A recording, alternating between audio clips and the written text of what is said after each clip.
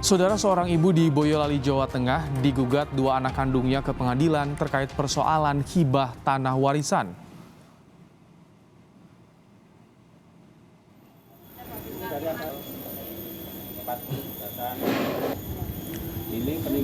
Berkas gugatan dua orang anak kepada ibunya ini sudah masuk ke Pengadilan Negeri Boyolali. Kemarin petugas pengadilan bersama BPN dan pihak pemerintah desa melakukan pengecekan ke lokasi sengketa lahan warisan. Indri Alianto, anak yang menggugat ibu kandungnya Sri Surantini, mengatakan alasan mengajukan gugatan karena ingin membatalkan hibah tanah warisan yang dilakukan oleh ibunya.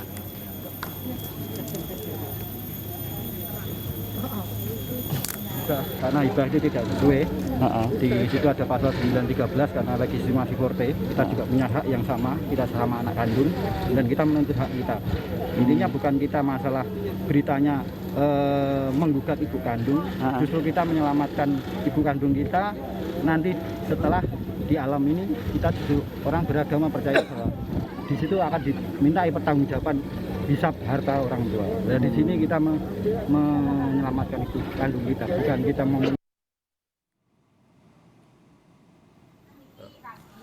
Menanggapi gugatan yang dilakukan dua anak kandungnya, Sri Surantini mengatakan sudah membagikan tanah yang menjadi hak waris mereka. Ia mengatakan tanah yang tersisa saat ini kemudian dibagi kepada tiga anaknya yang lain. Sri kaget pembagian tanah yang dianggapnya selesai kemudian digugat.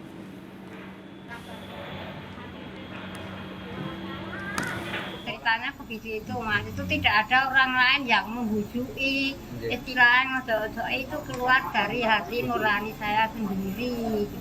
Tahu-tahu malah kejadian seperti ini. Kaget Bu awal digugat itu? Pertama itu kan sudah dimusyawarah dulu Mas. Datang ke sini minta ini minta itu, tuh anak-anak bersepakat.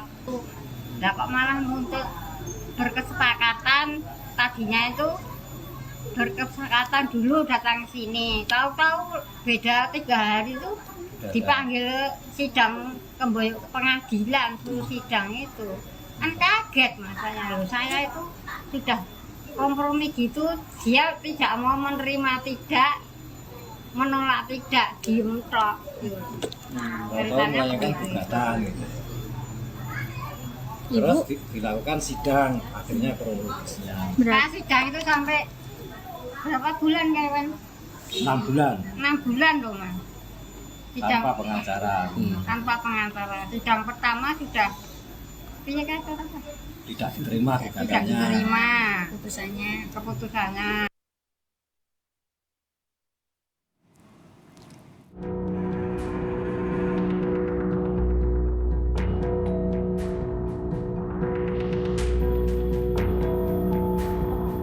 Gugatan terkait hibah tanah warisan diajukan dua anaknya, Rini Sarwetri dan Indri Alianto, mengagetkan Sri Surantini yang kini berusia 73 tahun. Tak hanya Sri Surantini, dua anaknya itu juga menggugat 3 saudara kandungnya dalam persoalan hibah tanah warisan. Salah satu anak Surantini yang digugat itu adalah Aris Harjono. Seperti ibunya, ia juga kaget dengan gugatan tersebut. Menurut Aris, persoalan pembagian tanah warisan sudah selesai. Gugatan muncul menurut Aris saat tanah warisan akan dilepas untuk pembangunan jalan tol.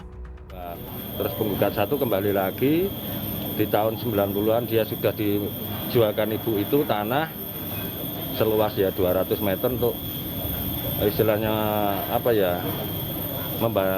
membangun rumah di Salatiga itu. Terus kembali lagi Mas, ya kami keluarga juga kaget. Kenapa kok yang digugat itu tanah yang sudah dimiliki saudara-saudara sendiri dan itu dihibahkan tahun 2012 Mas. Jadi selama 2012 sudah hibah, sebelum ada tol ini ya enggak ada apa-apa. berarti menjawab setelah ada Menjawab ada berita tol itu Mas. Pengadilan Negeri Boyolali yang menangani perkara ini menyarankan kepada dua anak penggugat yang merupakan anak kandung Sri Surantini untuk berdamai dan menyelesaikan kasus ini lewat musyawarah. Tim Liputan, Kompas TV. Untuk mengetahui bagaimana proses penyelesaian kasus gugatan anak terhadap ibunya terkait tanah warisan, sore ini kita sudah bersama dengan Ibu Sri Surantini, ibu yang digugat oleh 2 anaknya, dan juga ada Pak Aris Harjono, salah satu anak yang juga digugat dalam kasus tanah warisan ini. Assalamualaikum, selamat sore Bu Sri, Pak Aris. Selamat sore. Baik, saya ingin bertanya ke Ibu Sri. Bu Sri, kenapa Ibu Sri sampai digugat oleh anak Ibu? Apa sebetulnya Bu yang digugat oleh anak Ibu, Bu? Dia minta warisan. Sekarang kan saya hibahkan ke anak saya itu ketok bulan. Akhirnya ini dan menggugat. Tak nyari sudah tak lagi karena itu ditelur. Saya mulai kelas 4 SD sampai SMP kelas 2 baru diambil. Dan dia tidak mau memberi istilahnya ya sekedar untuk makan anaknya itu loh. Dia kerja untuk bersenang-senang orang lain. Bu Sri, jadi yang digugat itu proses Ibu menghibahkan tanah milik Ibu kepada anak-anak Ibu, seperti itu Bu Sri? Gimana Mas? Jadi yang digugat itu Ibu pas ngasih hibah tanah Ibu untuk anak-anak Ibu? Iya. Boleh mungkin Pak Aris membantu menjelaskan tadi, tampaknya audio dengan Bu Sri tadi teleponnya agak sedikit gangguan. Pak Aris, jadi seperti apa sebetulnya ceritanya Pak Aris? Terima kasih. Tadi gugatan itu diluncurkan kepada ibu saya ini, kakaknya Mas Gunawan, saya sendiri, terus adik saya dan anaknya penggugat satu juga digugat juga. Jadi dia menginginkan pembagian warisan itu hibah dari ibu, itu dia menginginkan dibagi 5. Padahal tanah ini bukan warisan, ini tanah hak milik dari Ibu Sri Surantini sendiri. Jadi tidak ada kaitannya dari almarhum Bapak. Jadi di gugatan yang pertama dia menggugatnya warisan. Padahal ini tanah hibah yang milik Ibu Sri Surantini. Terus hibah itu dihibahkan terbit sertifikat tahun 2012. Jadi hampir 9 tahun bahkan 10 tahun. Terus ada berita tol. Ini para penggugat 1, 2 itu mempeributkan untuk gugatannya.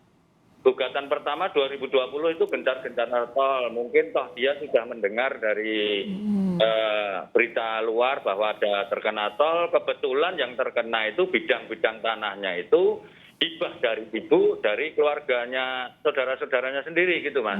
Jadi sudah lama gugatan ini Pak Aris ya?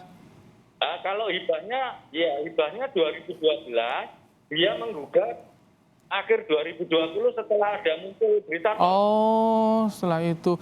Bu Sri, bagaimana Ibu ketika itu mendengar Ibu digugat oleh anak kandung Ibu? Kalau Ibu sebetulnya ya malu juga Mas. Itu sebetulnya aib keluarga besar saya. Jadi Ibu itu istilahnya dari awal pertama itu juga kaget. Jadi hibahan tanah itu semenjak ada berita tol, itu tuh tidak ada permasalahan. Jadi ibu mendengar gugatan itu sempat shock juga lah, kaget namanya hak-hak anaknya sudah diberikan semuanya, bahkan cucunya sendiri yang di anak penggugat 1 juga diberikan, tidak kecil kan 200 meter, itu juga kaget juga. Kenapa kok hal-hal istilahnya aib keluarga malah istilahnya dibuka, dihadapkan di meja hijau, sedangkan ibu sudah menginjak usia lanjut gitu Mas. Pak Aris, sudah berapa lama sih, kapan terakhir komunikasi dengan 2 anak Ibu atau 2 saudara Pak Aris yang menggugat Pak Aris dan juga Ibu? Kita komunikasi dengan para penggugat 1, 2 itu setelah itu munculan tol itu sebetulnya jarang menengok orang tuanya juga. Ya yang jelas hubungan secara keluarga penggugat 1 dan penggugat 2 itu bahkan dia jarang menengok ibunya sendiri, ibu kandungnya sendiri Kak. Dari antara perceraian pokok masalah dia sendiri kan gitu. Pak Aris, bagaimana sih Bapak dan juga keluarga menguatkan Ibu dengan adanya gugatan ini? Kita berusaha, yang pertama kita meminta doa dari Allah Subhanahu wa Ta'ala, yang terutama tujuan utama itu dulu.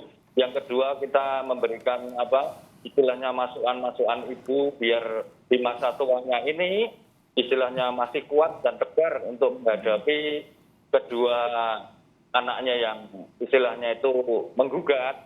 Jadi kita selalu mendampingi.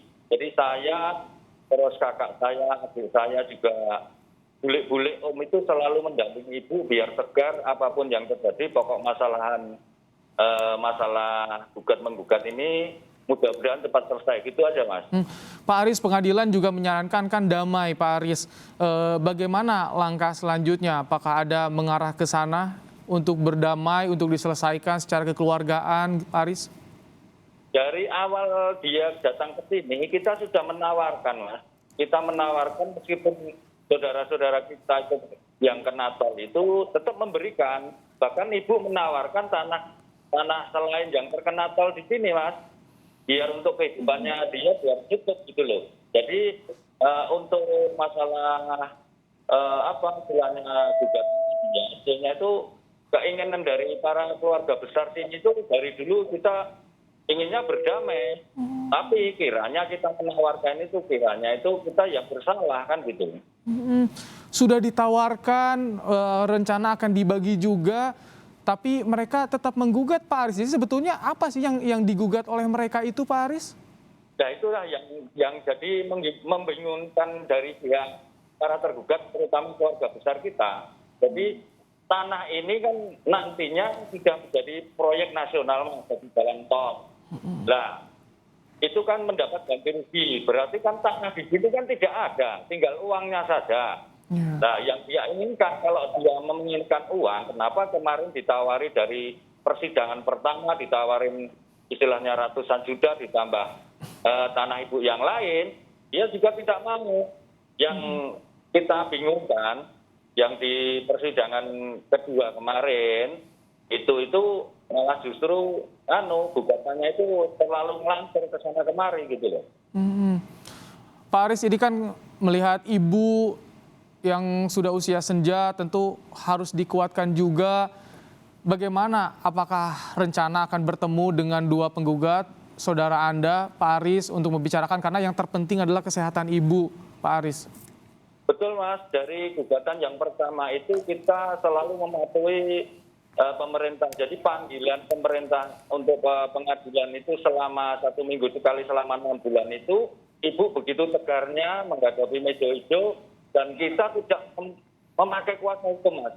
Jadi kita itu menghadapi sendiri, dan di sana kita perkiraan kita itu bisa bertemu dengan penggugat 1, penggugat 2. Ternyata dia memakai kuasa hukum. Jadi kita itu istilahnya pertemuan itu cuma sepintas saja. Dan di waktu mediasi kita pertemukan di pengadilan Boyolali yang sidang pertama sampai putusan itu, kita sudah menawarkan. Jadi untuk gugatan hal tanah ini kan begitu aib sekali kan. Baik. Ya gimana lagi yang...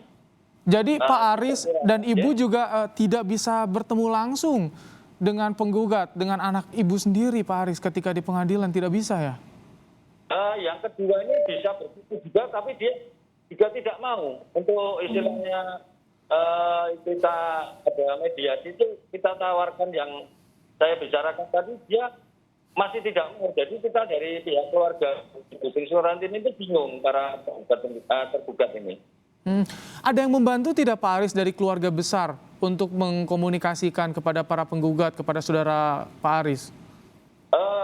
Semua keluarga besar dari om dan bule sebetulnya sudah menyarankan. Cuman dari penggugat 1 bule ini kayaknya bersikeras kepala. Jadi kita juga kesulitan. Bahkan di mediasi yang kedua, saya memberatkan diri saya sendiri, tidak sepengetahuan para saudara saya sudah melobi di rumahnya sendiri. Bahkan tidak bisa gitu.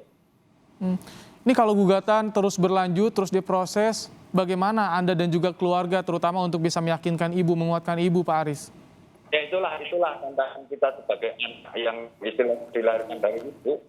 Jadi kita itu tetap bersikukuh dimanapun Ibu, dimanapun kita tetap mendampingi terus dan mensupport Ibu. Apapun toh nantinya itu yang berebutan cuma harga itu kan semu. Tidak bisa untuk langsung. Jadi kita apapun yang terjadi, kita mematuhi peraturan pemerintah. Kita serahkan terutama kepada Tuhan dan kita serahkan kepada pengadilan. Kita turut saja itu proses pengadilan dan kita mensupport Ibu setiap hari supaya beri kesehatan, ketegaran, apapun yang terjadi. Ini istilahnya itu jalan yang kita harus lalui. Di masa-masa Ibu sudah sepuh ataupun sudah tua, kita sebagai anak yang nantinya. Baik. Pak Aris, terima kasih telah meluangkan waktu untuk bercerita dalam program Kompas Petang. Saya juga ingin menyampaikan salam kepada Ibu. Semoga Ibu Sri sehat, tabah yang kuat ya Ibu Sri ya. Terima kasih Kompas TV. Mudah-mudahan kami minta doanya semuanya, mudah-mudahan pokok permasalahan di keluarga kami tepat selesai dengan lancar dan diberi ketabahan untuk ibu saya dan tegar. Terima kasih Kompas TV. Baik, terima kasih Pak Aris dan juga Ibu Sri telah bergabung bersama kami dalam program Kompas Petang.